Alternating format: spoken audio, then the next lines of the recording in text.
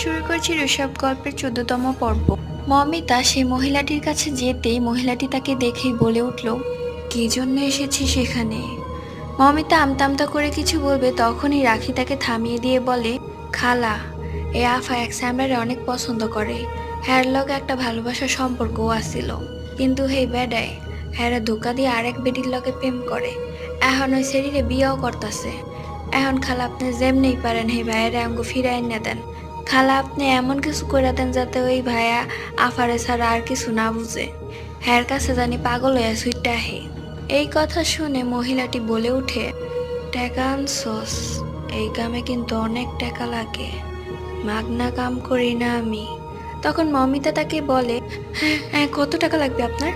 আমি সব টাকা দিতে রাজি আছি, আপনি শুধু আমার কাজটা করে দিন। আপনি এমন কিছু করে দেন যাতে আমার ঋষভ আমার কাছে ফিরে আসে। পরবর্তী গল্প পার্ট 15-তে।